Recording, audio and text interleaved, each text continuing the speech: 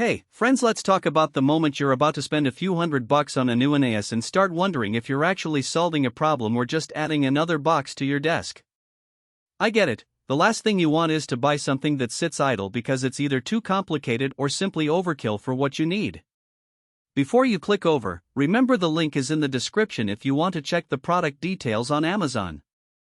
I've spent the past week digging through forums, watching a handful of tech streams, and reading the kind of comments you see when people actually put a unit like this into a home office or a small business setup. The goal here is to help you decide if the TerraMaster F4424Pro 4bay NAS is the right fit for you, or if you'd be better off putting that money toward a different storage solution. First off, let's set the scene. You've got a growing library of media files, a handful of work documents that need to be backed up nightly, and perhaps a couple of Docker containers you want to run for personal projects. You need something that can handle multiple drives, give you enough headroom for future expansion, and do it without constantly demanding a PhD in networking. The F4424Pro promises an 8-core, 8-thread processor and 32 GB of DDR5 memory, numbers that sound impressive on paper, but the real question is how they translate to day-to-day reliability. If you're a home user who mainly streams movies from your own collection and backs up a few laptops, you might not need the full power of an 8-core CPU. In real-world tests that I've seen on YouTube, the unit can stream 4K video from a single drive without any hiccup, and even when you hit the multiple users button, like having a family member watching a show while you're editing a video, the performance stays smooth. That tells me the processor isn't just for show, it actually prevents bottlenecks when you have several streams happening at once. For a small office with 5 to 10 users who need shared folders and occasional file transfers, the headroom is useful.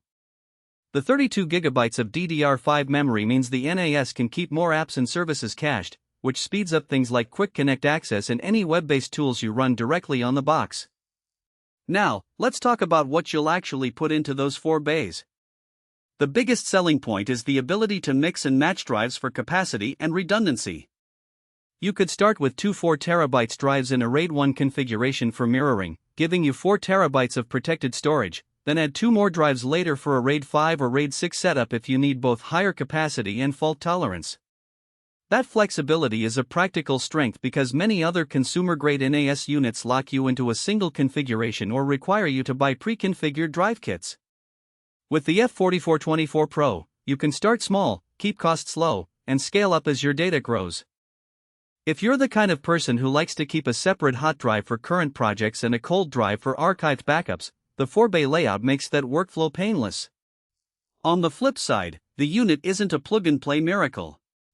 Setting up the RAID, configuring the network settings, and installing any apps takes a bit of time, especially if you're not familiar with concepts like ISCSI targets or SMB shares.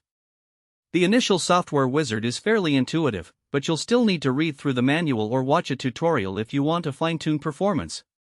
That learning curve is a practical weakness for anyone who just wants a set-it-and-forget-it solution. I've seen users who expected a simple external hard drive experience get frustrated by having to enable SSH for advanced tweaks. So, if you're uncomfortable with a little bit of command line work or you just need a NAS that works out of the box without any extra configuration, you might be better off with a model that has a more stripped-down feature set. Another point worth mentioning is network connectivity. The F4424Pro comes with a 2.5 GBE port, which is a nice upgrade over the standard 1 GBE you see on most budget NAS units. In a real home network where your router likely caps at 1 GBE, that extra speed isn't immediately noticeable unless you've upgraded your router or you plan to attach the NAS directly to a workstation via a dedicated 2.5 GBE network card. In that scenario, transferring large video files or database backups can cut down transfer times roughly in half. If you've got a gigabit setup already and don't see a need for faster local transfers, the 2.5 GBE is more of a future-proofing perk than a daily necessity. Let's consider the power consumption and noise level, 2 practical aspects that often get overlooked. The device runs on a regular 120V AC adapter and, according to the specs, draws about 35 W under load.